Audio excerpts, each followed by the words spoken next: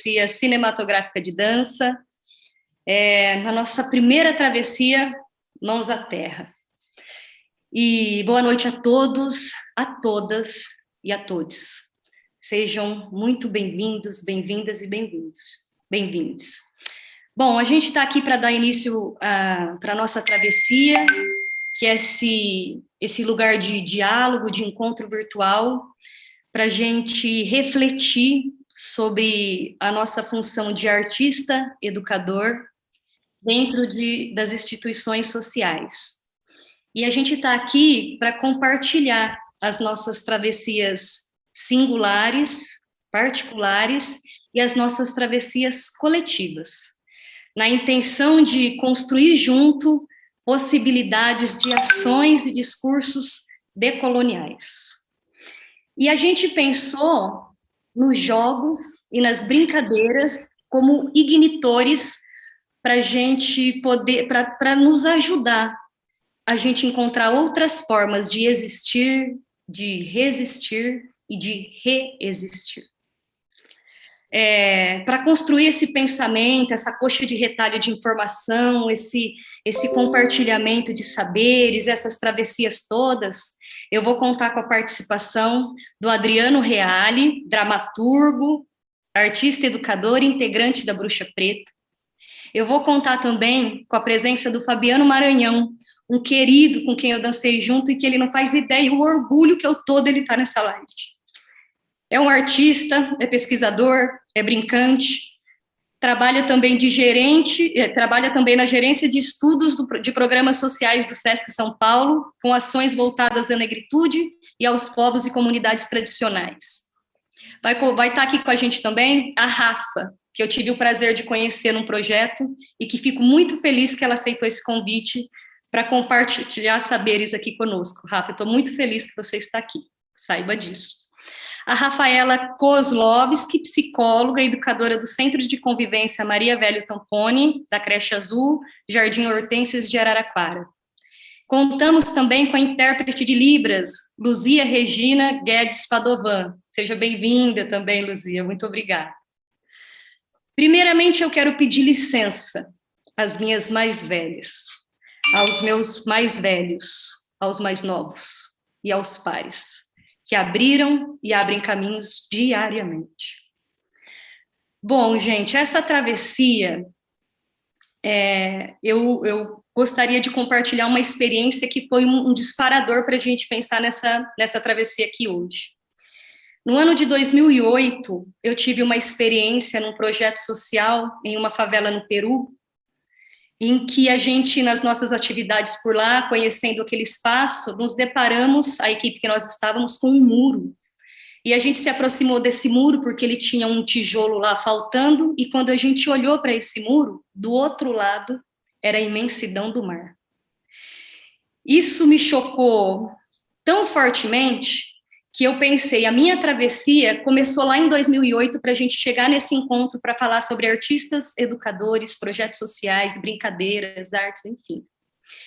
E eu pensei, um muro eu pulo, um muro eu quebro, dá para demolir, dá para explodir, físico, né?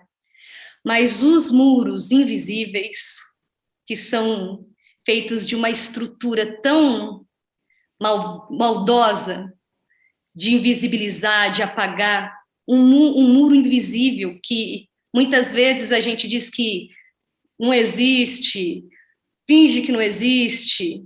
É sobre eles essa live, é sobre pensar neles e direcionar olhares para a gente caminhar em outro sentido. Interessa para o projeto Bruxa Preta procurar vozes, assim como a do Adriano, da Rafa, do Fabiano Maranhão, para entender quais os caminhos para diálogos decoloniais, uma vez que forças tão poderosas continuam insistentemente puxando contra. E eu trago um artista que chama Luiz Rufino, pesquisador, que diz: é nas dimensões do corpo que se manifesta e opera a colonialidade. Porém, é também a partir do corpo e de suas potências que se inventam formas de resiliência e transgressão a esse padrão de poder. Pensando em jogos, pensando em instituições sociais, pensando em arte, a gente vai começar a compartilhar aqui as nossas travessias para a gente sair daqui com um pouquinho mais afim, voraz, para chegar dentro de um projeto e conseguir atuar assim mais assertivamente. Então, eu queria convidar você, Rafa, para você trazer um pouquinho da sua experiência, do seu olhar de psicóloga, com as pautas dos jogos e brincadeiras, com as suas experiências, com a sua travessia dentro desse ambiente. Você pode se apresentar. Fica à vontade, Rafa, e seja bem-vinda. Boa noite, pessoal. Bom, como a Luzinete já me apresentou, eu sou a Rafaela, eu sou psicóloga clínica, sou psicóloga da instituição Creche Azul e também sou educadora lá. Quando a Luzinete, ela me fez esse convite, eu até conversei com ela, assim, que eu não sou muito das mídias sociais, eu não sou das lives, mas eu acho que foi um convite do qual eu fiquei pensando, assim, como que é um espaço, às vezes, muito importante para a gente discutir essas questões que, como ela falou, às vezes ficam muito invisíveis, né, para a gente. E, assim, desde o início da minha formação, sempre trabalhando na área social, sempre participando de projetos, e hoje, estando na instituição, eu percebo o quanto, às vezes, as nossas crianças, elas têm essa falta da representatividade, e o quanto isso, às vezes, custa na vida delas, durante toda a infância até a vida adulta. Então, assim, quando a gente pensa um pouquinho, assim, do lúdico, a gente pensa, assim, no quanto isso é importante para o desenvolvimento da criança, né? No desenvolvimento da autonomia, das decisões, dos enfrentamentos, de estratégias, e até mesmo desse equilíbrio emocional, né? De todas essas condições que, às vezes, as crianças de comunidades mais carentes, o quanto elas precisam desse apoio de um educador, que possa ter esse olhar, né, voltado para essas necessidades tão específicas que elas têm. Então, assim, pensando, né, para a live de hoje, eu fiquei pensando o quanto, às vezes, durante as brincadeiras, eu consigo captar, né, essas pequenas questões que as crianças trazem. E o quanto que o lúdico, ela pode ser uma ferramenta, né, de trabalho para a gente, para facilitar esses assuntos que são tão desafiadores. E, assim, o que eu falei uma vez para a Luzinete, o que eu achei tão, tão lindo, assim, que eu vejo, assim, na arte, é o quanto as crianças, às vezes, conseguem se identificar com o educador e com a arte, conseguem se expressar, né, inclusive, assim, de uma aluna que, às vezes, né, verbalmente, assim, não se comunica tanto, porém, na dança se expressa tanto, né, consegue se colocar ali naquele ambiente, consegue interagir melhor, né, então, acho que, para iniciar, eu acho que era isso que eu gostaria de falar, o quanto, às vezes, o lúdico nos ajuda nesse enfrentamento. Ai, Rafa, você falou, eu fico muito contente com a sua contribuição, com isso que você traz aqui, porque eu e a Rafa, a gente trabalha na mesma instituição, e é exatamente isso, quando você vê, por exemplo, aquela criança que é quieta, e que quando ela acessa, né, esses lugares da arte de um modo assim brincante, divertido, aí você vê um corpo falante, né? É um movimento que fala, um corpo que se expressa, muitas vezes grita. Basta apenas que o professor esteja atento. Então, nossa conversa é sobre isso, né? O quanto a gente está atento para esses corpos que gritam muitas vezes, né? Às vezes são quietinhos, mas quando se movimentam ali naquela brincadeira ou numa proposição de uma atividade de dança, grita, olha para mim, eu tenho tanto a dizer. Então, Rafa, obrigada por contribuir, porque eu sinto isso também nos ambientes das instituições sociais, porque a minha carreira de dança, como eu já compartilhei aqui com os colegas, ela sempre foi pautada com uma ponte grande com as instituições, sempre. Tive a oportunidade de trabalhar nas oficinas culturais, na Creche Azul, no programa Filhos do Sol, no programa Ari Bombarda, Escola Iracema Nogueira, programa Gestos Cidadãos, Fronteiras Brasil, Fronteiras Peru. Me interessa muito esse diálogo aqui, porque é muito específico a galera que está nesses lugares. E eu sei, assim, com a minha experiência, o quanto a gente tem possibilidade de mudança de trajetória. E mudança de trajetória assertiva. Queria saber você, Dri, também, que a gente compartilha bastante, né, sobre as instituições, inclusive já trabalhamos juntos, né? Falar um pouquinho das suas travessias nesses espaços, suas experiências, assim, relatos que faz você pensar sobre as pautas decoloniais. Sim, como a Lu também já disse, eu sou o Adriano Reale, eu sou professor de teatro já há 10 anos no Colégio Sapiens de Araraquara e São Carlos. Desde de 2001 a 2020 eu trabalhei também com teatro numa fundação para pessoas especiais, onde eu desenvolvia pesquisas e estudos com teatro dentro da forma e do corpo também, né? E também trabalhei muito com projeto social, já tive a oportunidade de trabalhar com a Luzinete, e isso que a Rafaela colocou e que a Luzinete colocou, dessa importância da arte na educação, é que junto com essas brincadeiras, junto com outras artes, né, você traz também a história de tudo isso, né? E você consegue resgatar também um pouco da história dessas crianças que às vezes, ou adolescentes, ou depende com quem você tiver ali no trabalho educacional, né, consegue trazer muitas vezes essa referência ancestral e de história de si mesmo e até de família e até do seu próprio país, assim, que eles não têm ainda, assim, né? E abre os olhos para esse olhar de si dentro dessa história. Então, acho que isso é muito importante mesmo dentro desse processo da brincadeira, de todas essas questões de arte dentro da educação. Não só como recreação, né? Mas com essa forma mesmo de trazer esse processo histórico mesmo também para eles, assim, e trazer com isso esses símbolos e significados para a vida ali, para o seu reconhecimento, para o seu estado de existência e tudo mais, né?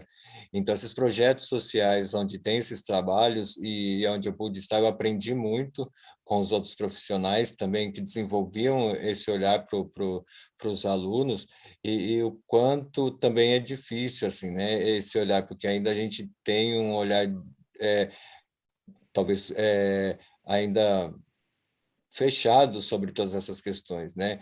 Em questão à arte, o que a arte pode trazer, que as brincadeiras podem trazer, que esses jogos podem trazer, né? Eu acho até que dentro dos projetos deveria ter mais, dentro dos projetos sociais deveria ter mais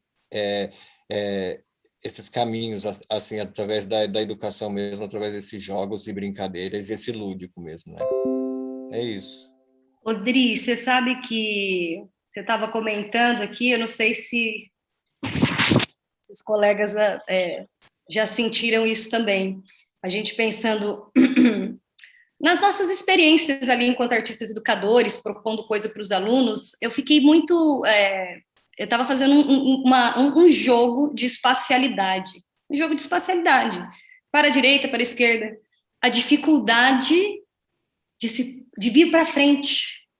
Sim.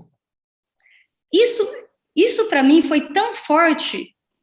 Era uma coisa assim, gente, agora é vir para frente. Era uma coisa assim, ó, estamos na lateral direita frente. Não era uma lateral direita frente, era sempre uma lateral direita fundo. Eu falei, não, gente, ó, é aqui para frente. Quando eu vejo a dificuldade de vir para frente, de se posicionar, de se mostrar, de se reconhecer, é muito mais do que o espaço físico. Sim. E isso se deu, eu, por exemplo, consegui notar isso numa dinâmica ali de espacialidade que eu vim embora pensando sobre isso. É que nem você falou, não é nem tanto do espaço, é em questão ali do corpo mesmo, né? Mas nesses projetos sociais eu já tive experiência que de fazer exercícios, onde mesmo eu percebia que eles não têm essa preocupação de ensinar essa dimensão também, essa proporção, esses estados físicos também que a arte às vezes proporciona assim com o corpo ali.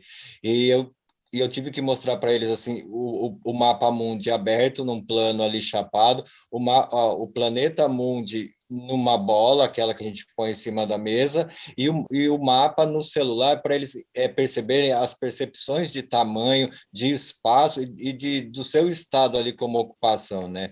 Porque até então eles não tinham e ficaram surpresos com isso.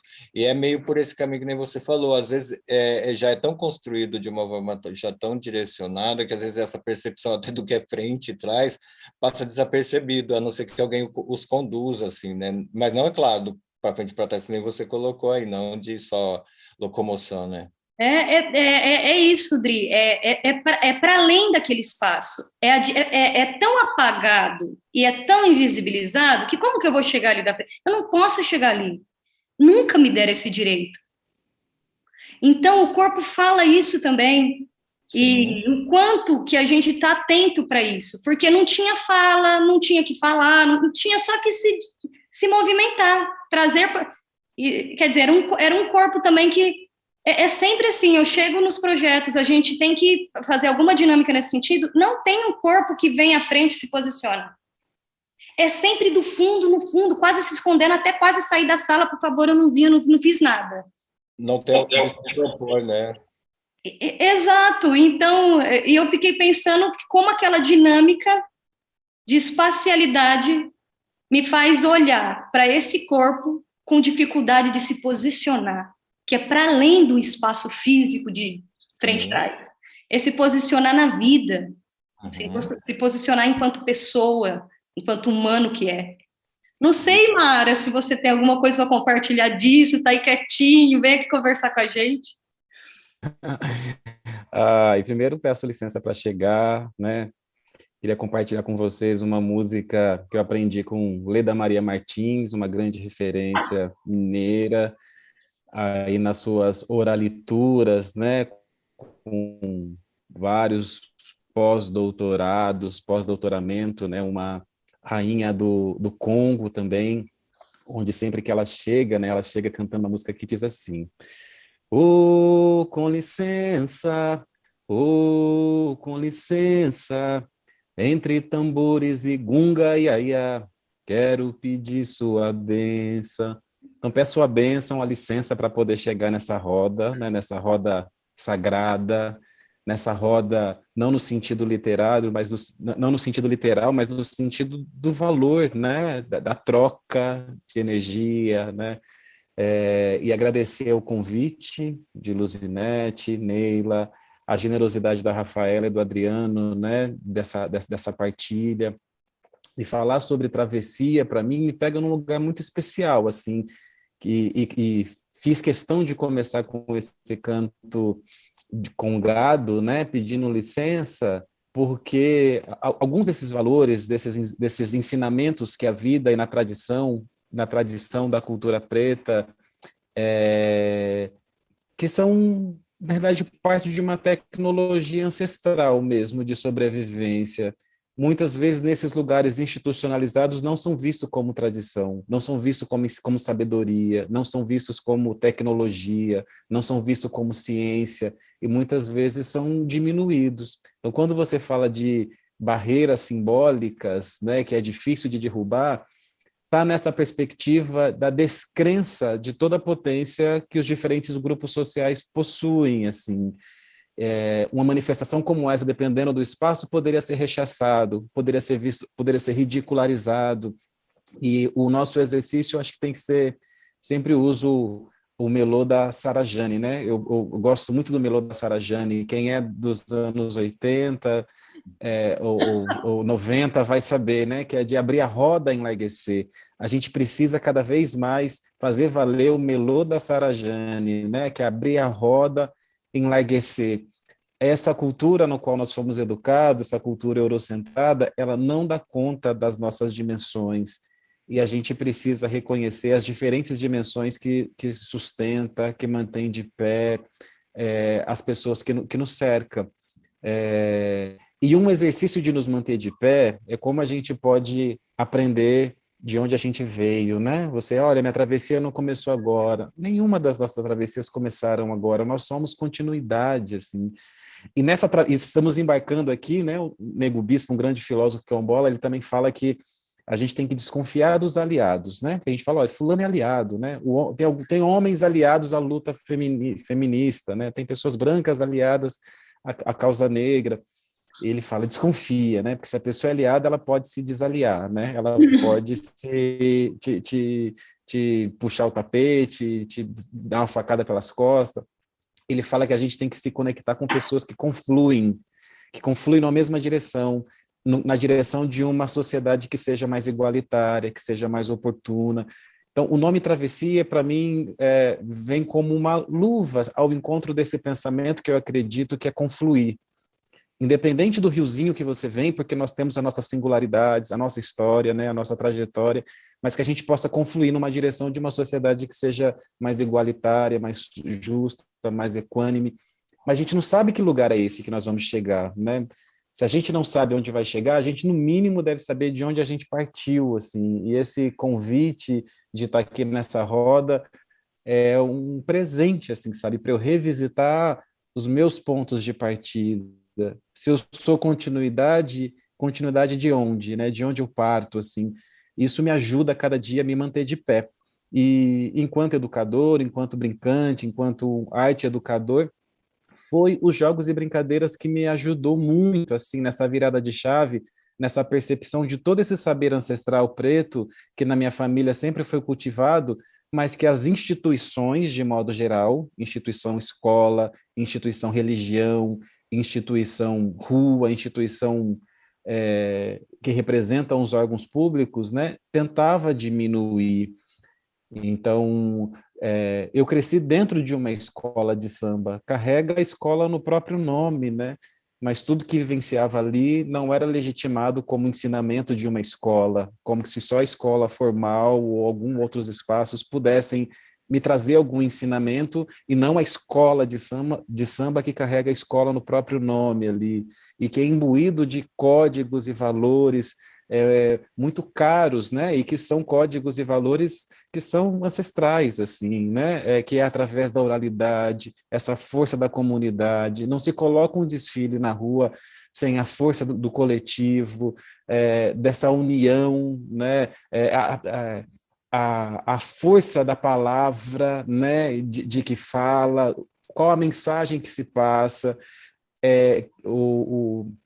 O carnavalesco coloca uma frase ali na música aí que toda a escola vai repetir sobre aquela frase, né, como um mantra, né, e que nos fortalece enquanto seres humanos. Mas eu digo que foi na universidade, através de uma disciplina chamada Comunicação e Expressão, um professor, um sociólogo, Walter Silvério, foi comentar esse filme, e que foi nesse momento que virou a chave da minha percepção de minha negritude. Não que eu tivesse dúvida sobre o meu pertencimento étnico-racial, mas como bem trouxe a Rafa e o Adriano, essa falta de uma representatividade positiva sobre o ser negro me fez, durante toda a minha vida, eu querer ser qualquer coisa menos negro, né? Marrom bombom, cor de burro quando foge, cor de merda, cor de papelão. E foi na universidade, através dessa disciplina, que a chave virou, que eu pude ver beleza em mim, que eu pude ver inteligência, que eu pude ver capacidade, coisas que, infelizmente, muitas organizações e instituições continuam fazendo isso no dia de hoje, para com as crianças que passam por essas instituições. Então, a gente tem que ter uma responsabilidade muito grande, assim, sabe, por essas pessoas que passam pela vida da gente. E, então, foi na universidade que essa chave virou. E na universidade, eu sou estudante de educação física, né? Me formei em educação física, fui estudante de educação física, que eu comecei a refletir sobre como eu poderia trazer essa reflexão, possibilitar esse desacorrentamento, né? Eu sempre brinco que na história oficial a abolição da escravatura se deu em 1888, né? Eu falo que a minha foi em 2003, quando como eu disse para vocês, como eu pude olhar no espelho e ver beleza, ver inteligência, ter orgulho de uma história, da minha ascendência, né? E como eu poderia traduzir isso para pessoas que eu sei que não é todo mundo que vai chegar na universidade. não é toda a universidade também que vai garantir essa possibilidade de conexão com a sua ancestralidade, com a sua história, com a sua memória, né?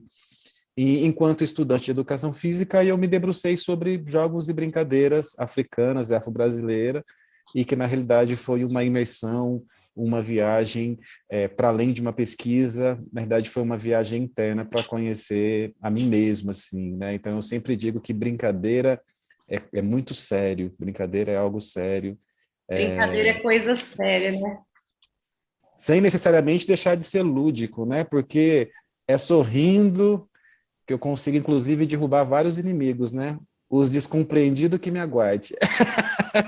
Você sabe que eu ouvi isso também, eu participei de uma formação antirracista também, em que a palestrante falou exatamente, é sorrindo que a gente consegue chegar em muitos lugares. Eu adorei. Nossa, Mara, você compartilhando aí sua travessia conosco, nossa, me veio tanta... quando você fala que foi em 2003 que eu me notei, que eu me vi, e estou pensando aqui, né, que agora a gente tem chance, a gente tem chance de fazer essas crianças, esses adolescentes se encontrarem antes, né? E aí a minha pergunta minha pergunta não, como que estou querendo pensar assim, quais os principais desafios que a gente encontra nas instituições, por exemplo, que de repente pode nos atrasar esse nosso processo? Por exemplo, nós nos encontramos aqui para a gente organizar as nossas pautas, a nossa conversa, e a Rafa trouxe, por exemplo, quando não se tem uma boneca, por exemplo, preta dentro da instituição. Queria que você falasse um pouquinho sobre isso que você notou, Rafa.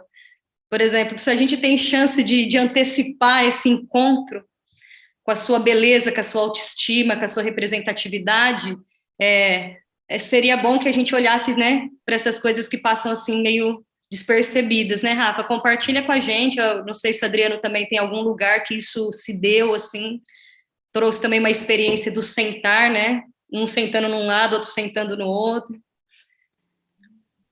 Acho, até quando o Fabiano falou sobre a questão de se olhar no espelho, eu acho que, assim, uma coisa que é muito recorrente e que eu, graças a Deus, acho que está mudando um pouquinho, mas ainda a passos bem pequenos, é a questão da estética.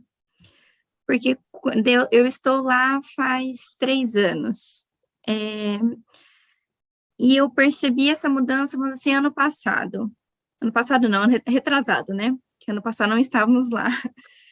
E, assim, das crianças querendo alisar cabelo, das crianças querendo ter pele mais clara, das crianças dizendo que não gostam da cor da pele. E a gente ali tentando, né, seja por brincadeira, seja por histórias, tentando trazer essa representatividade. E aí ele falando, eu fiquei pensando assim, mas como é que a criança ela vai se achar bonita, sendo que ela não tem nenhum exemplo disso ao redor dela? Seja, por exemplo, na internet, né? Eu percebo assim, tudo que elas acessam, eu não vejo uma identificação ali visual com elas. E como é que elas vão se achar bonitas, se acharem, né, como elas falam, legais, descoladas, sendo que elas não veem ninguém parecida com elas na internet, na TV. E a gente vê tão pouco disso. E mesmo que, assim, que a gente tente trabalhar ali na instituição, eu percebo que isso é muito difícil para elas. É muito difícil.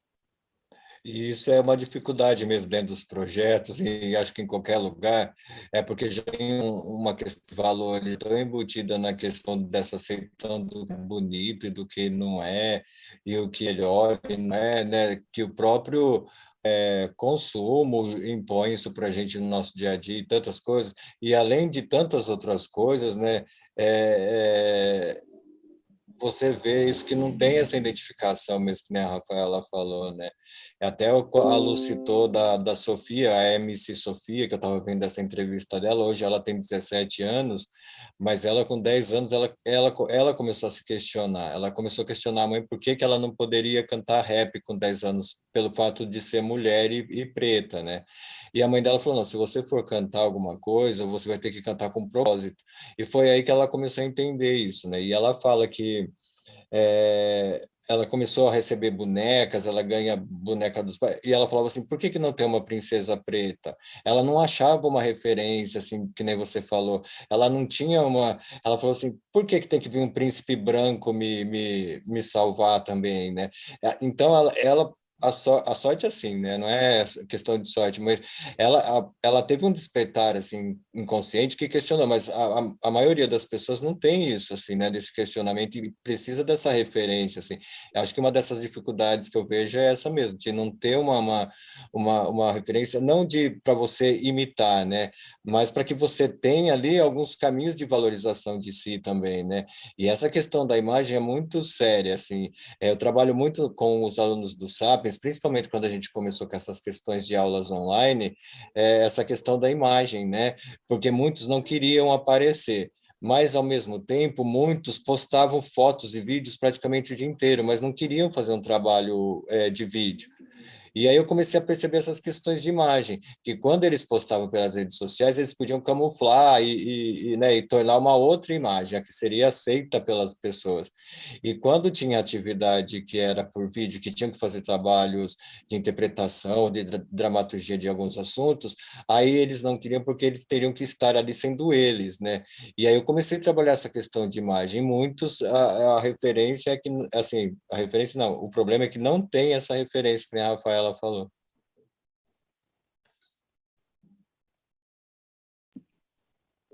Posso contribuir, Lu? Por favor. Não, nessa linha eu corroboro assim com o que o Adriano e a Rafaela trouxe, né? Acho que o único adendo que eu colocaria para traduzir assim uma palavra é a gente entender que a questão ela é estrutural, assim, né? Então ela está para além do Rafa, do Adriano, da Luzia, né? Da Luzinete que está aqui e do Fabiano, né? Tem algo que mantém, assim, sabe, esse status quo, e claro que para isso mudar depende também de cada um da gente, assim, para que essa mudança possa acontecer, assim, né, mas reconhecer que essa questão, ela é estrutural. Eu sempre falo, assim, nas rodas que estou, até para um paralelo, porque a questão do racismo no Brasil, ele é tão eficiente que quando a gente traz esse debate, essa discussão, algumas pessoas já ficam ali na retaguarda, na defesa, para pouco poroso, assim, sabe, para poder discutir o assunto de maneira desarmada, né? Se eu estou armado, se eu estou aqui de armadura para determinados assuntos, eu não vou sentir efetivamente o que a outra pessoa está sentindo, eu não vou ter a oportunidade de me aproximar do que a outra pessoa está sentindo, né? Porque tem aqui uma armadura que impede o toque, impede a sensação de calor e tudo mais. Então, para uma relação proximal, eu sempre digo que, bom, morei em Araraquara há um bom tempo, hoje moro em São Paulo, capital. E o meu único receio de andar em Araraquara, qualquer bairro, seja no centro ou bairro periférico, de manhã, de tarde, de noite ou de madrugada, é que levem o meu celular e a minha carteira. Na minha carteira não tem dinheiro, tem os cartões que eu consigo cancelar. O celular não é um valor barato, mas eu tenho condições de no dia seguinte comprar um novo. Se não à vista, se eu não tiver o dinheiro na conta, eu tenho crédito para comprar em 6, 12, 24 parcelas, né? E eu acredito que esse também seja o único medo do Adriano de andar no centro de Araraquara de madrugada ou de dia. E eu pergunto para a Rafaela e Luzinete, esse seria o único medo de vocês, assim, de andar de madrugada em Araraquara ou qualquer outra cidade, assim, que levem o celular e a carteira de vocês? De jeito nenhum. De jeito nenhum. Nós homens sabemos disso, que os únicos medos que os medos das mulheres de andar na rua não são, é diferente dos nossos. Sabemos. Não precisa ser muito sensível para poder ter essa percepção. E o que a gente tem feito para mudar essa realidade? A gente sabe, é noticiário todos os dias, a cada 23 minutos, um jovem negro é assassinado. A gente sabe da ausência de bonecas, a gente sabe da ausência de representatividade, a gente sabe da novela que tenta manter no nosso inconsciente coletivo que lugar de preto é servindo, lugar de preto é dos tempos do imperador, em pleno século XXI, ainda esse fantasma fica nos assombrando. E o que a gente tem feito para mudar essa realidade? Tinha trazido essa provocação no encontro anterior, falando sobre a questão do letramento racial, né? Precisamos, a nossa sociedade ela é analfabeta, né, sobre o que diz respeito a que nos atravessa, né, dessas mazelas, sobre as questões raciais, sobre as questões de machismo, LGBTfobia, de um modo geral. E muitas vezes nos omitimos por uma questão de conveniência, né, ou até como uma estratégia de sobrevivência, né? Então, eu, enquanto homem, numa sociedade machista, eu gozo do direito de ser homem, de ter o que na Constituição diz que é para todo mundo, mas a gente sabe que a mulher não goza disso, que é o seu direito de ir e vir, né? Então, eu, enquanto homem, gozo, usufruo disso, e às vezes me mobilizo pouco para poder garantir que as mulheres tenham o mesmo direito do que eu. E numa sociedade racista, os brancos também, às vezes, acabam se mobilizando menos do que poderia, né? Esse levante, essa convocação, ela não é individual, né? Quando eu digo isso, não se trata de uma ou de outra pessoa, a gente está pensando nessa estrutura, né? Nessa estrutura que continua retroalimentando o benefício de ser branco numa sociedade racista, de ser homem numa sociedade machista, de ser cis numa sociedade transfóbica, né? De ser hétero numa sociedade homofóbica. E para esse letramento racial, né, que é uma das correntes e não é a única que pode ajudar a gente nessa virada de chave, assim, né? Tem 5 pilares que aí que os estudiosos e as estudiosas trazem para a gente refletir, que é o reconhecimento da branquitude. Se a gente não reconhecer que numa sociedade racista ser branco é um lugar de privilégio, as coisas poderão mudar muito pouco. O segundo ponto é o entendimento de que o racismo é um problema atual, que as pessoas acham que isso é coisa da época de um Brasil colonial. Se está faltando referências nesse momento, é nesse momento que o racismo ele continua operando no nosso inconsciente coletivo, né? O terceiro é o entendimento que as identidades raciais elas são aprendidas, não foram os brancos do passado que aprenderam que eram superiores aos negros, né? São os brancos de hoje que estão sendo ensinados que eles são superiores aos negros. Se a gente está numa instituição, né, por falta de recurso, que a gente sabe a realidade das instituições públicas, né, mas se tem referência, se continuam ainda contando histórias de príncipes e princesas brancas, os brinquedos são somente referências brancas, essas crianças brancas estão sendo ensinadas que elas são superiores às crianças pretas. A gente precisa entender que essa construção se dá hoje, né? O quarto, precisamos nos apropriar de uma gramática e um vocabulário racial. Não dá mais para a gente ficar usando expressões denegrir, coisa tá preta, ovelha negra da família, sendo que a gente tem discussões ali super latentes, assim, que nos convida a revisar a nossa linguagem, né? Linguagem é poder. Já mudou tanto a nossa linguagem, por que algumas expressões as pessoas insistem em continuar reproduzindo, né? Porque quer manter ali o poder e alguns grupos sociais nos lugares onde acredita que seja. E a última, né, não menos importante, que é a capacidade de interpretar os códigos e as práticas racializadas. Interpretar e agir, né? Então, não é só eu perceber que está tendo uma situação de racismo em determinado espaço, com determinada pessoa. Como eu posso me colocar em relação? A gente vive em relação, né? Então, como a gente pode desnaturalizar o que ao longo da vida nossa, de um modo geral, foi dado como natural, né? O que é natural, né? Essa violência não é natural, ela é construída, assim. Então, eu sou muito grato, assim, por estar nessa roda de verdade com pessoas que estão em instituições fazendo um trabalho muito sério, né? Na perspectiva de fazer a metodologia Sarajane, né? De abrir a roda e de enlarguecer. Gente, eu estou aqui com comentários que a produção está me passando, que é o comentário do Douglas Braz. A arte é fundamental como instrumento de humanização e transgressão. Comentário da Jussamara Moura, o algoritmo é racionalizado. Comentário do Douglas Braz aqui novamente. O Milton, falando da sua fala, Maranhão. o Milton Santos fala sobre isso, as pessoas querem privilégios e não direitos. Nossa, Mara, você trouxe tanta coisa, ia passando um monte de coisa que eu queria perguntar, daí passou, não sei nem o que falar, não sei nem o que perguntar, silêncio, agora eu preciso de um tempo para respirar. Mas vou tentar falar de uma coisa que eu ouvi agora. Até quando a gente, que eu ouvi agora não, que eu ouvi esses dias na internet que me incomodou, e alguém falou sobre isso, que somos tratados sempre como minoria, essa palavra já não é a minoria. E aí essa pessoa falou assim, nós somos a maioria minorizados. A gente também tem que corrigir isso daí, a maioria que é minorizados. Isso era uma coisa que eu queria dizer, que eu ouvi há pouco tempo e eu falei, é verdade.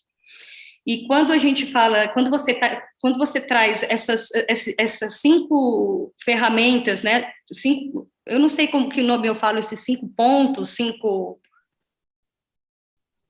pontos, 5 princípios. 5 princípios aí para a gente pensar essas pautas. Mais ainda me aguça como artista educadora estar nessas instituições com propostas nos meus jogos, nas minhas brincadeiras, que eu possa alcançar esses lugares que têm essa estrutura enraizada de uma tal maneira e tão disfarçada, que eu queria compartilhar com vocês aqui, quando a Rebeca fez aquele espetáculo na ginástica olímpica, eu cheguei no projeto com o celular, vamos ver o solo da Rebeca, pá. Mostro para as crianças e digo, gente, quando vocês veem a Rebeca, o que parece com vocês? Nenhuma se identificou com a Rebeca. Eu falei, gente, não estou falando dos saltos, que os saltos eu também não sei fazer. Nossa, gostaria de fazer esse salto. Aí eu penso, ou tem vergonha, ou não tem um letramento racial em casa, então me interessa que os alunos que puderem passar pela minha travessia, que sejam futuras pessoas letradas racialmente para poder criar seus filhos.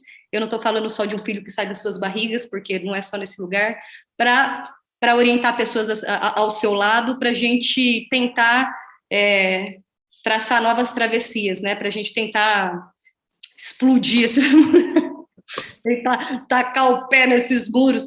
E uma coisa que você está trazendo aí nesses 5 pontos, Mara, que eu fiquei pensando e ouvi também recentemente de um diretor de escola, que ele também mudou um pouco a estratégia dele na relação de poder, né? Ele começou, por exemplo, a usar o banheiro que o aluno usava, ele começou a sentar com os alunos. Então, os alunos, assim, adquiriram por ele não só respeito, mas olharam para ele com uma autoridade, mas numa via diferente. Então, ele saiu do lugar de poder de diretor que era, para tentar um diálogo outro, de que temos que conviver desse jeito aqui, ó. Assim é que funciona um sistema democrático, justo. Eu achei tão interessante o jeito que esse diretor foi conduzindo a escola dele, que ele falou assim, que teve um dia que choveu lá na escola e um monte de gente, de alunos, fizeram um movimento no Facebook para ajudar a limpar. Então, eu estou querendo... Eu falei desse professor, dessa escola, talvez eu tenha até mudado um pouquinho a direção, mas é para falar desses lugarzinhos de poder, né? Que a gente vai se sentindo, vai achando que tem e vai deixando essa estrutura, sabe, racista cada vez mais fortalecida. E que porque o que esse diretor fez, ele quebrou essa divisão, né, entre eu sei mais que você tem que me obedecer porque eu sou o diretor, ou algo assim, né?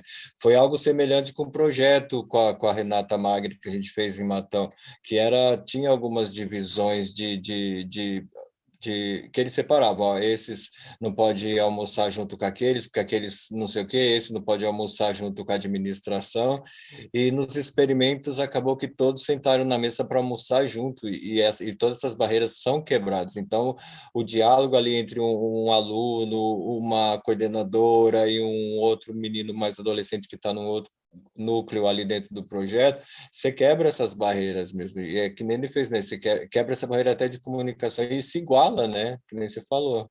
Sim. Eu acho que isso é um possível caminho, né?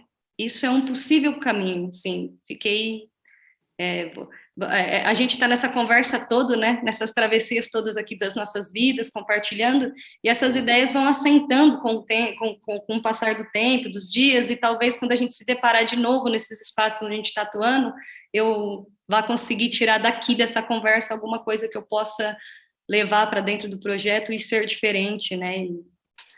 É isso, gente. Tô muito feliz. A nossa live tem 50 minutos. A gente está aqui com uns 4 minutos finais aqui. A gente está quase chegando ao finalzinho dela. E eu queria só dizer o quanto eu estou contente, assim, com esse encontro, que estávamos todos, assim, ansiosos, porque é bem híbrido, né? É o Fabiano com a Rafa, com o Adriano, que é do teatro, e eu estou achando, assim, importante que seja híbrido. Importante. E é um híbrido também que você a Bruxa Preta traz esse trabalho artístico que é visual, mas traz essa vertente também desses papos e que são assuntos que vale a pena ser discutido, né? A Bruxa traz isso não só de ser uma obra de arte, mas também essas discussões todas. Então, isso eu acho que é muito importante, é um prazer estar nesse projeto e estar com o Fabiano e com a Rafaela também discutindo esses fios que são, né, mandados aí e demandados pelo Bruxa Preta também. Eu queria até compartilhar, antes de acabar, que no Bruxa Preta tem uma referência tem várias referências, né?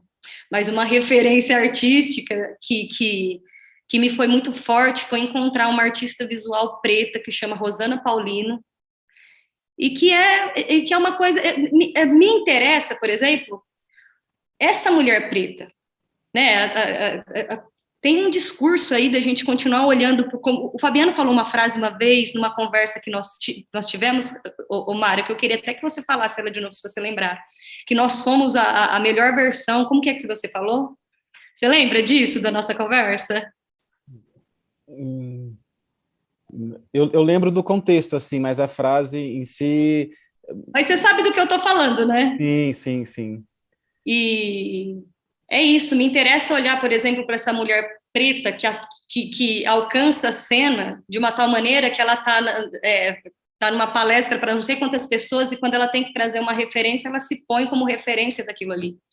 Eu achei aquilo tão importante, foi tão importante para mim, que eu falei, quero um negócio desse aí também.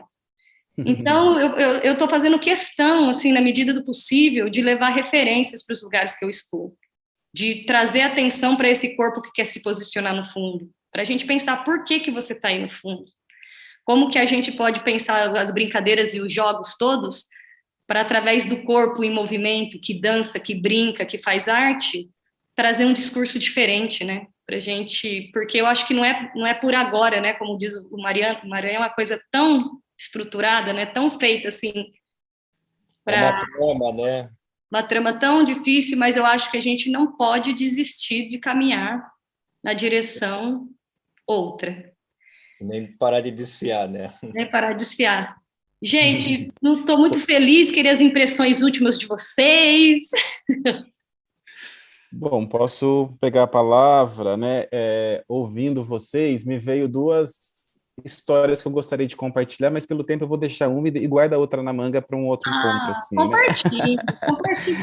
Uma delas, assim, você falou de travessia, de caminhar junto, né? E trazer referências. Tem uma grande professora de dança, Vera Passos, lá da Bahia. Eu vou muito a Salvador e sempre faço aulas lá com ela e tantas outras mestras e mestres, assim, que me formam e que me ajudam nessa minha travessia. Em uma dessas aulas aconteceu algo que me marcou muito, assim, era uma aula 50 pessoas, né, uma turma cheia, música ao vivo, sabe aquela coisa vibrante, né? Eu, abusado que sou, sempre quero ficar na frente, mas como eu tenho juízo, deixava os da casa e eu ficava no meio, e os estrangeiros, eu ficava para trás. Eu não vou ficar para trás do estrangeiro, né? Eu vou copiar aqui, aprender com quem é nativo, quem é daqui, né? E me lembro que na última fileira, né, na diagonal, tinha uma moça que era de São Paulo até, uma moça negra, e que ela tinha dificuldade ou menos proximidade com a dança afro, né? E sempre que chegava no meio da sala, ela desistia e saía pela lateral e voltava para o final. A professora, logo percebendo que ela estava desistindo, a professora fazia na frente, depois começou a fazer no meio para que ficasse mais próximo dela, para ver se ela se permitia chegar até o final. Mas ela chegava no meio, ela desistia e ia até o final. A professora percebeu e foi na frente da linha dela, para que ela fosse acompanhando junto com a professora. No meio, as outras pessoas da linha dela continuou e ela desistiu e foi até o final. Ela pediu para parar a música, né? E provocou a moça a se experimentar, mesmo que fosse andando chegar até o final da sala, né? Para ela saber como é chegar até o final. Você falou da dificuldade de estar na frente, né? E a moça, muito constrangida, ela achou que estava atrapalhando a aula, né? Não, não quero você não está atrapalhando. Você é minha aluna como qualquer outra pessoa aqui. Eu estou para você assim como estou para qualquer outra pessoa. Ela, ainda envergonhada, saiu e foi para o final. A Vera ainda deu mais uma chance, deu 2 vezes, né? E ela desistindo sempre, ela parou novamente, né? E foi do lado dela e disse assim para ela: desistir no meio do caminho é uma decisão que é sua, mas eu não posso ver uma aluna minha desistir no meio do caminho e eu não fazer nada. Que a gente possa assumir essa postura, assim, de ver pessoas desistindo no meio do caminho, que a gente não ficamos imune, assim, que a gente possa pensar a estratégia de como oportunizar que as pessoas que nos cercam cheguem até o final, né? Permita-se experimentar essa travessia. Então, quero agradecer toda a produção, os bastidores, a Lu, Rafaela, Adriano, pela generosidade dessa gira, dessa roda de hoje, e que a gente continue nos permitindo e permitindo quem nos cerca essa travessia. Ai, obrigada, Mara. E você, Rafa, ficou mais tranquila no decorrer do processo? Tá desligado o microfone. Não, tá? Agora foi, não, agora foi. Eu queria agradecer muito o convite, porque, assim, eu acho que, às vezes, na nossa rotina do trabalho, a gente acaba se afastando um pouco desses assuntos, né? Eu acho que essa foi uma oportunidade de eu reencontrar um pouco dessas questões e repensar também a minha postura enquanto educadora naquela instituição. E talvez trazer novas ideias, trazer uma nova postura e também elogiar muito o seu trabalho, porque eu acho que você é um exemplo muito grande para as crianças lá na creche. A sua didática, a forma como você ensina, é muito... eu estava conversando com a Cris, né, que é a minha colega, o quanto às vezes é bonito a gente assistir a sua aula, que as crianças, elas se entregam realmente. Eu acho que isso é um reflexo de você, do quanto você se dedica ali, do quanto você consegue entrar em contato com aquelas crianças. Então, assim, muito obrigado por você estar na instituição, muito obrigado pelo convite, e eu acho que é isso, eu só tenho a agradecer você. Obrigada, Rafa, que linda, fiquei emocionada com as palavras, né, porque você está com o olhar de fora, né, vendo de longe, eu estou ali dando aula, contribui muito, assim, as suas palavras para eu continuar firme e forte naquilo que eu quero alcançar. E você, Adri, se despedir de nós? Eu já falei bastante, só agradecer também. Falar para o pessoal que amanhã tem o Bruxa Preta de novo, né? O pessoal lá assistir. Não falei, eu cuido da roupografia e da maquiagem, da luz, da dramaturgia lá do filme. Vão lá dar uma olhada amanhã e acompanha a gente lá, é isso. E obrigado ao Fabiano, também foi um prazer, assim, a Raquel também, que eu não conhecia, e aprendi muito com vocês também hoje. E é isso, essa travessia foi muito legal.